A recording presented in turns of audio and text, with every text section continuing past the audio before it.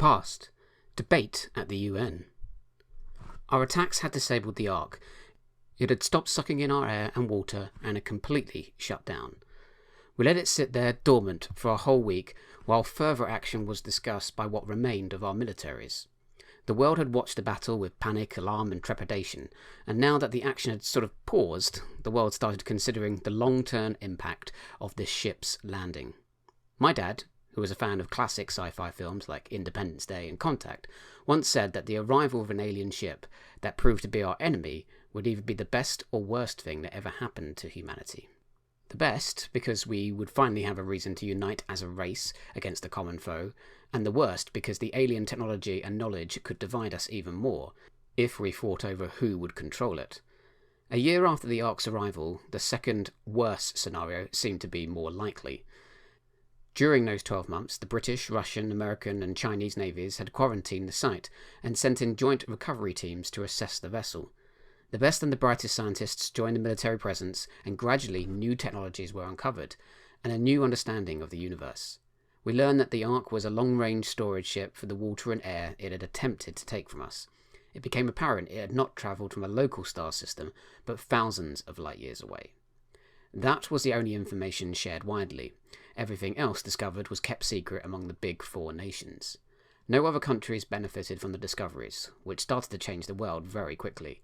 New metals and alloys were created, new circuits and processors, and we even discovered the teleportation technology used to bring us aboard the Ark. Despite a vote on the floor of the UN to force the major powers to reveal these technologies, or at least allow other nations to send in their own exploration teams, the four powers continued to deny access. It wasn't long before the countries that had been locked out started undermining Britain, the United States, Russia and China. Products from the big four countries ceased to be traded almost overnight. An oil embargo from the Middle East was threatened.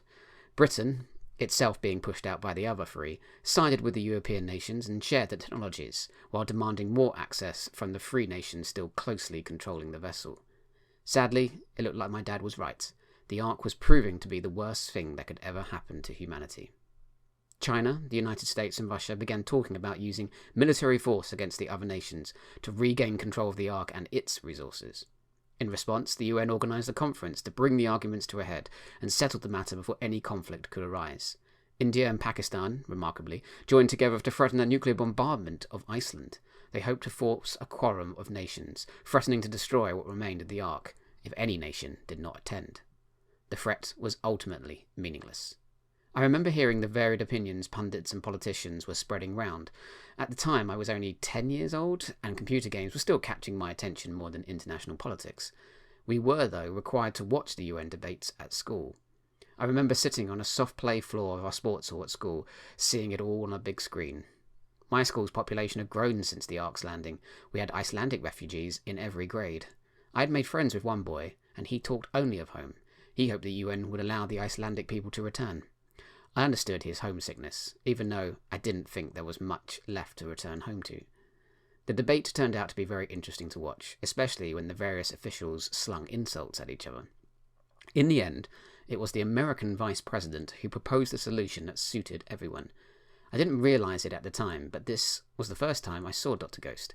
He was a member of the VP's UN delegation. The Vice President, a man named Cross, didn't look like a potential president in the wings. He was tall, gangly, and had thinning black hair, not exactly the face of America. However, he spoke precisely and with authority, more so than America's current president, who was an ex-film star. His proposal, I thought, was genuinely acceptable. The Vice President proposed that America would pay billions of dollars to Britain, Russia and China for exclusive access and control of the site. Then, each nation of the world would be allowed to send delegates to Iceland to join together in what they called the Ark Project. The United States said that they had a plan for how to launch the Ark into orbit, and the Vice President suggested that an international effort would be more successful. He promised that all countries would benefit equally from the technologies discovered. To prove it, the Vice President unveiled several advanced technologies and their schematics for the assembled representatives at the UN. Once the Ark had left Earth's atmosphere, the United States would fully fund rebuilding efforts in Iceland and see to the resettlement of the country's remaining people. Many nations appreciated this offer. Russia and Britain were eager to get back the money they had spent on studying the Ark. China, however, was suspicious of America's motives. The Chinese foreign minister was extremely hostile, and on behalf of his nation declared that China would not let the Ark come under the control of the USA. But he seemed like a non-entity to the rest of the Chinese politicians. Their president boldly rejected his firm stance. Their ambassador, however, sought out a few more concessions from the United States, and surprisingly, the United States gave in to every one of them. It seemed that the world's nations had come to an agreement. Of course, there was more debate. It seemed like everyone was talking about the Ark project and what it meant for the future. Adults, including my parents, were always going on about it.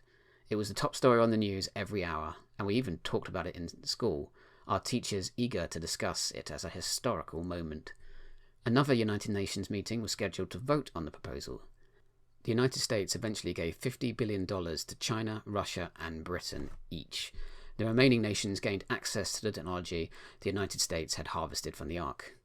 The Vice President's offer gave the US exclusive access to the ship and the Ark project.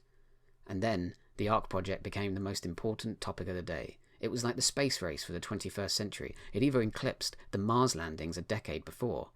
We watched as a crew was selected to train for the mission.